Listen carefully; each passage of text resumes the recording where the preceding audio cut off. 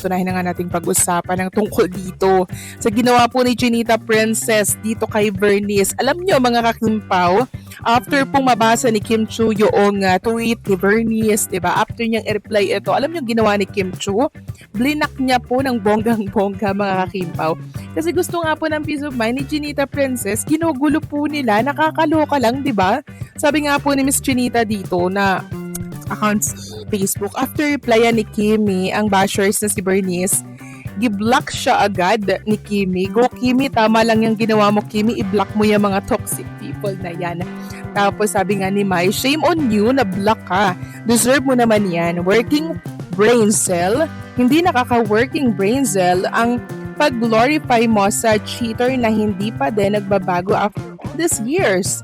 Ew, kadiri ka Bernice. Tapos si Bernice, abay walang katigil-tigil, sabi niya pa, ay di na ako nabigyan ng chance sumagot, na busy lang naman ako sa work, the girl.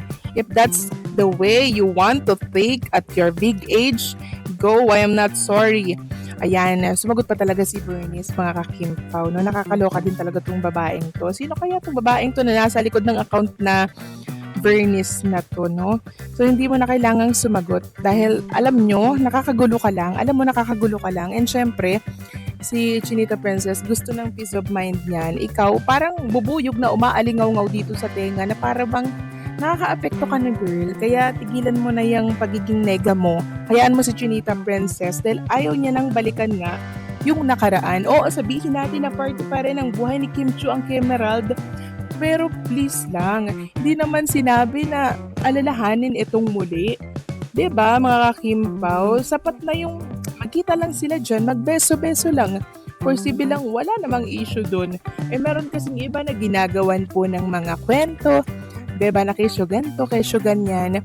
So please lang, stop na. At eto pa mga kakimpaw, sabi ng isang netizen, hanggat wala pa daw public aminan sina Kim Chu and Paolo Avellino na may relasyon na sila at hindi pa kasal, mayroon pa daw posibleng magbalikan na mga feelings nila Gerald at Kimi. Yan ang sabi ng isang netizen, grabe.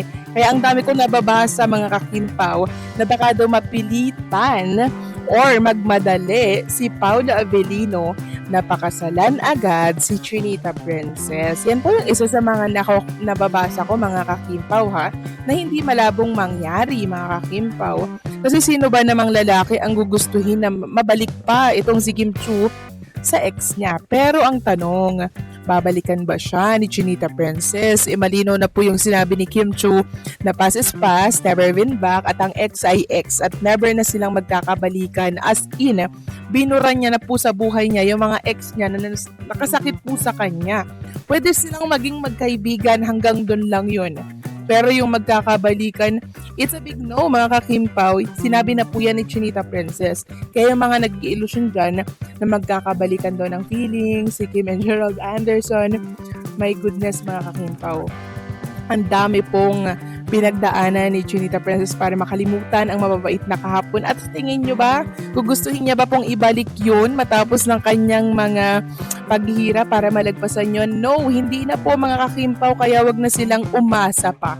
Meron ng Paolo Avellino. Kaya antayin natin yung action po dito ni Paolo Avellino mga kakimpaw. Sa balitang Paolo magmamadali mapakasalan si Kimi dahil dito at si Kim daw nag-block na.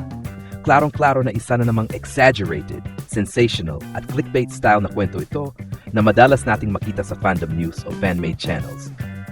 Pero kung i-analyze natin ng mahinahon, ganito ang dating. 1. Magmamadali sa kasalan angle. Karaniwang narrative ito kapag may konting selos, misunderstanding o parang may threat sa paligid.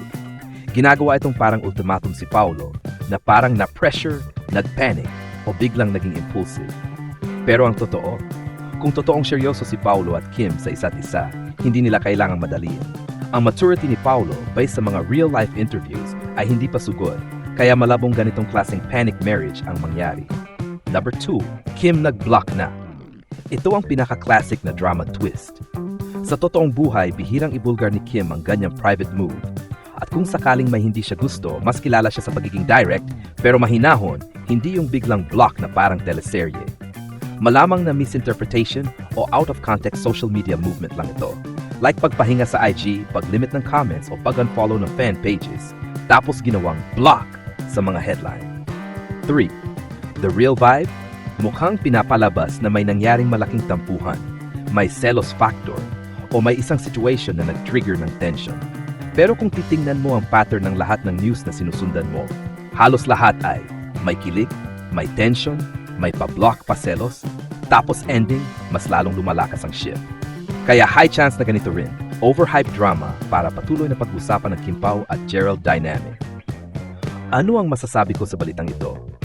Ito ang tipo ng balita na ginagawa para maging emosyonal ang fans. May kaba, may kilig, may konting gulo. Pero kung real-life perspective ang basehan, mas possible na. Walang nag-block for real. Hindi nagmamadali si Paulo sa kasal unless mutual nilang napag-usapan. At kung may tampuhan man, private nila yon, hindi madramang social media showdown.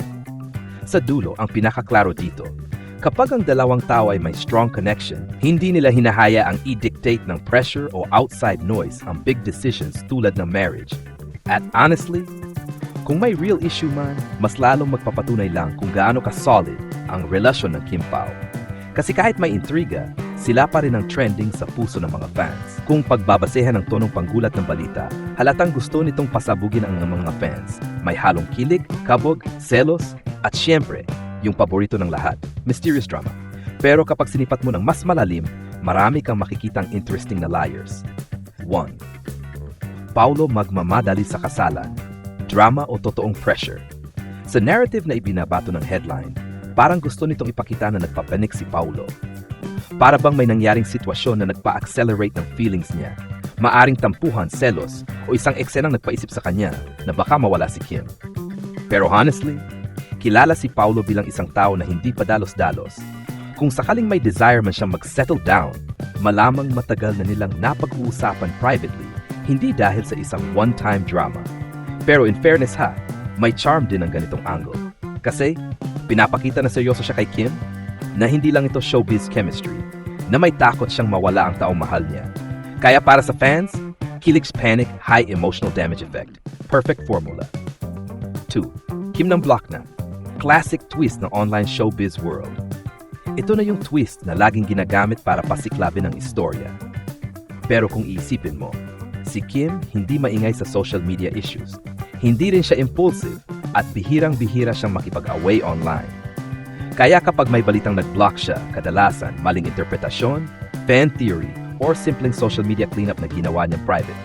Pero aminin natin, pag narinig ng fans ang salitang blocked, boom! Instant drama plus instant debate, instant buzz. At dahil involved pa sina Paulo at Gerald sa halos lahat ng ganitong headlines, lalong tumitindi ang tension. Dito lumalabas ang tunay na beauty ng Kim Pao-verse. Napansin mo, halos lahat ng intriga nila ay may selos, may tension, may pasabog, pero may kilig sa bandang dulo.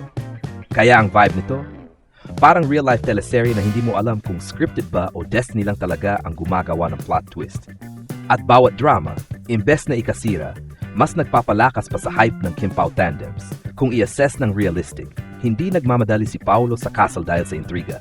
Kung seryoso siya, darating yun naturally, hindi dahil sa pressure. Malabong nag-block si Kim dahil sa tampuhan o selos. Kung may hindi siya gusto, mas classy ang approach niya.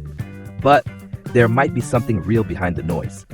Maaring may tampuhan, may misunderstanding, or may issue na nag-trigger ng buzz.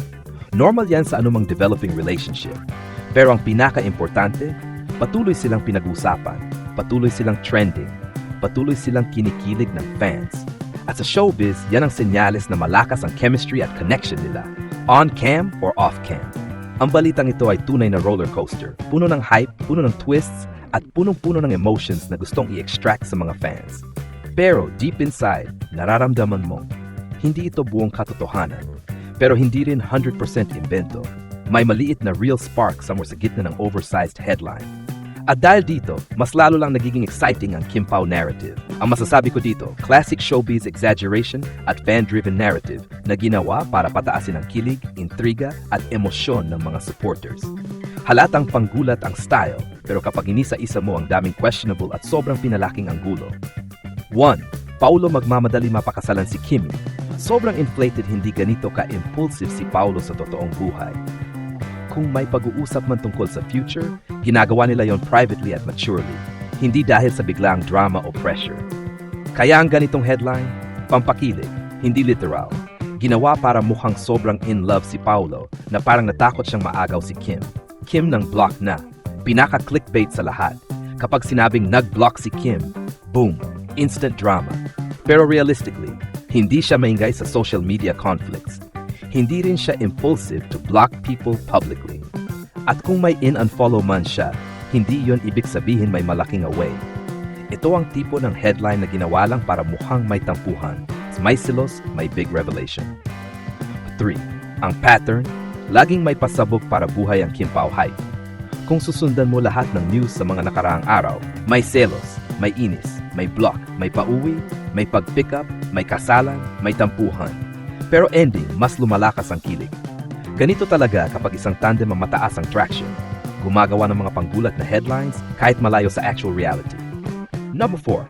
Ano ang pinaka-logical na explanation? Pinaka-likely, may small misunderstanding o noise sa fandom.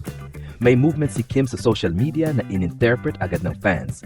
May ginawa si Paolo na kinilig ang supporters. Tapos pinalobo na ng mga content creators in block plus wedding rush. Sa madaling salita, may butil ng truth pero sobrang pinalaki para maging viral. Hair 5. Ang totoong essence ng balitang ito, hindi ito tungkol sa kasal o block. Ito ay tungkol sa kilig ng fans, away bati narrative, at pagpapakita ng protective Paolo versus strong Kim dynamic na gustong-gusto ng Kim Pao community. At honestly, effective.